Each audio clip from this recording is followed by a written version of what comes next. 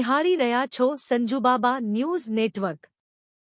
શ્રાવણ માસના ત્રીજા સોમવારે પૂનમના દિવસે મહાપૂજા આદિત્યશ્વેર મહાદેવ મંદિરે જોશીપરા જૂનાગઢ તેમાં મંદિરના પૂજારી ભરતભાઈ કારેણા, દિગ્વિજયસિંહ ચુડાસમા, અંકુરભાઈ રાઠોડ, મહિપ્તસિંહ લાલુએ પૂજા અર્ચના કરી હતી। સોસાયટીમાં ભાવિ ભક્તોએ આ મહાઆરતીનો લાભ લીધો હતો।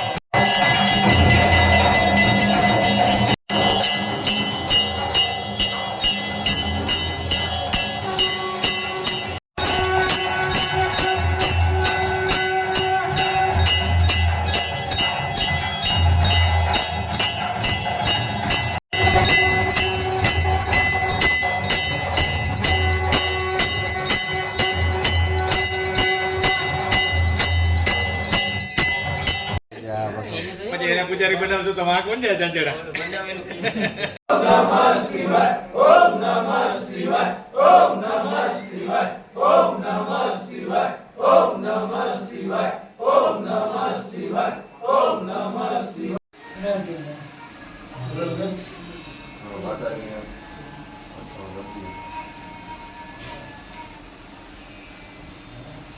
આદિરો વિદિરો સિદ્ધો ઓમ નમઃ શિવાય, ઓમ નમઃ શિવાય, ઓમ નમઃ શિવાય, ઓમ નમઃ શિવાય, ઓમ નમઃ શિવાય, ઓમ નમઃ શિવાય, ઓમ નમઃ શિવાય, ઓમ નમઃ શિવાય, ઓમ નમઃ શિવાય, ઓમ નમઃ શિવાય, ઓમ નમઃ શિવાય, ઓમ નમઃ શિવાય, ઓમ નમઃ શિવાય, ઓમ નમઃ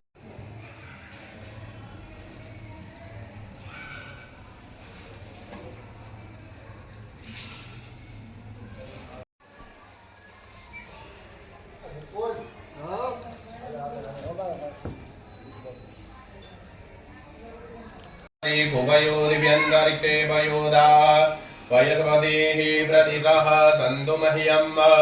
भगवन् महारुद्राय नमो नमः। प्रथमं वयस्नानं समर्पयामि।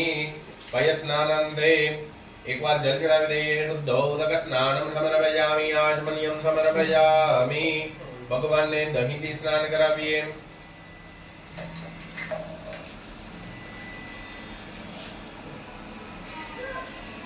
ओम दधिक्रावणो अकारिखंडिषणो रश्वस्य वाजिनः शूरविनो गागरत्रण आयुं भूकिदारिकदा।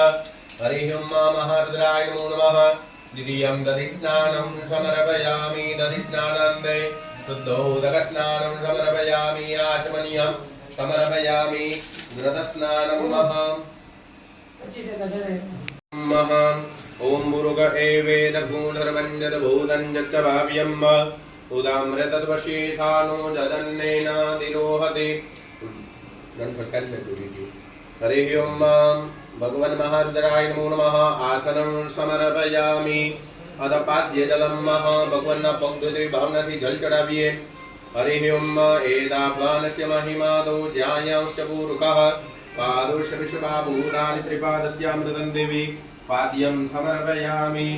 अर्घ्यं गृहीत्वा धामन्ते विश्वं भुवनमधिगतमन्तः समुद्रे हृदयन्तरायुगीयपामनीके स्वमिदेय आवृतस्तस्यामधुवन्तन्त उर्मिम्म हस्तैर्घ्यं समर्पयामि देवर्जलचडविधेये इमं मे वरुणश्रुते होमदियाजमृडय त्वामवस्युराचके मुखमुजात्मन् स्नानं समर्पयामि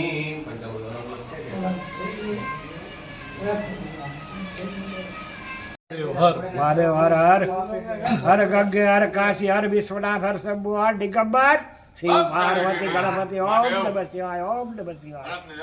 પવિત્ર માસ શ્રાવણ મહિનાના ત્રીજા સોમવારે રક્ષાબંધન નિમિત્તે પૂનમના દિવસે આજે મહાપૂજાનું આયોજન આદિત્યશ્રી મહાદેવના મંદિરે થયેલું હતું, જેમાં બધા ભક્તોએ મહાપૂજાનો લાભ લીધેલો છે અને પૂરી શ્રદ્ધાથી પૂજા કરેલી છે. દર શ્રાવણ મહિનાના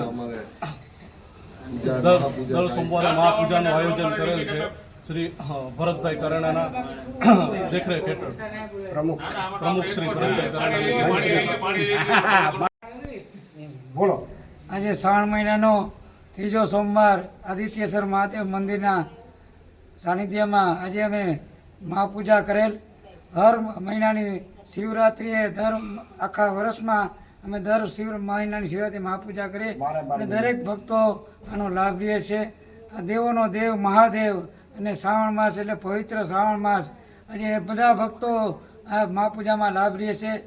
સમગ્ર વિશ્વનું કલ્યાણ થાય, સમગ્ર વિશ્વમાં શાંતિ થાય અને સમગ્ર દેશનું કલ્યાણ થાય, પ્રાણીઓમાં સદભાવના થાય, એ જ હેતુથી આજે અમે બધા ભક્તો મહાપૂજા કરીએ છીએ. વસ્તુ જય ભોળેનાથ. જૂનાગઢનું જૂનું જોશીપરા ગામ દેશના આઝાદી પહેલાથી વિવિધ ધાર્મિક કાર્યક્રમો ઉજવવામાં આવે છે, જેમાં આજે રક્ષાબંધનના દિવસે જૂની પરંપરા અને સંસ્કૃતિ મુજબ બળેવ રમવાનો જૂનો રીત રિવાજ મુજબ પાદર ચોક સરદાર પટેલની પ્રતિમા પાસે 4 બાળકોને શ્રાવણ, અષાઢ, ભાદરવો, આંસુ એમ 4 ગુજરાતી મહિનાના નામ આપવામાં આવે છે અને તેને દોડાવવામાં આવે છે.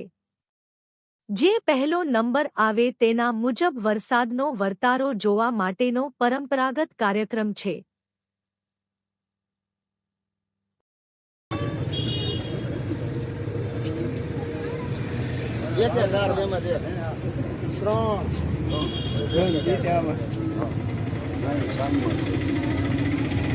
દાદા મતવા ગોળા કુટુંબ પાછળ જરા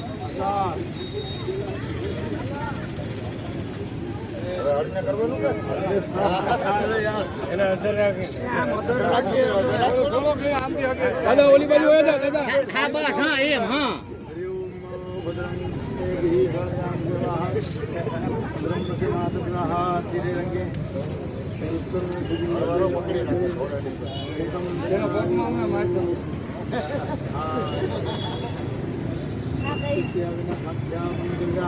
ઘડા ઘડવા વાળો કઈ ગયો?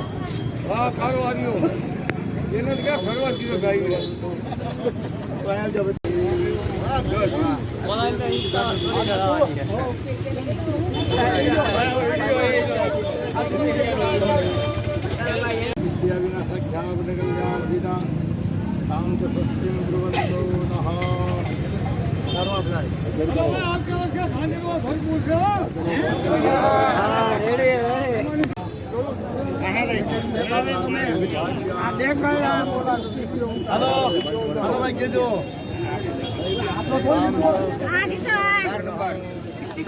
હાલો હવે બાકી હોય બાકી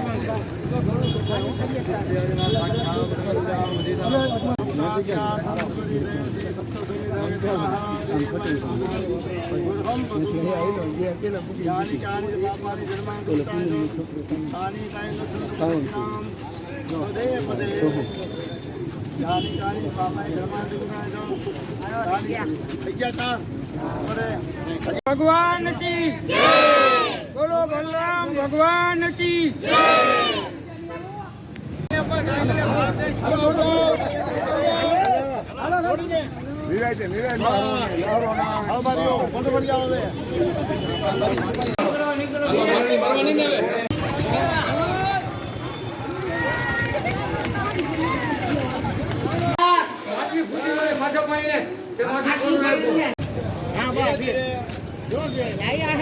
કામ કરે હલો આમ ઓલી બાજુ સરદાર બાજુ આમ જઈને બધા જ જોડી. હવે પછાડી જાઓ હાથ બીજો.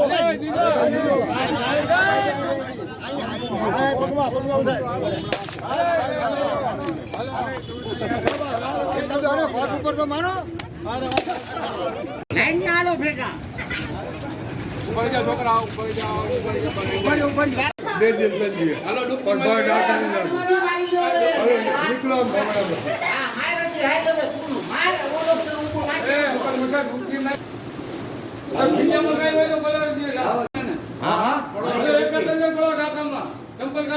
સંપલ બહાર કાઢી ના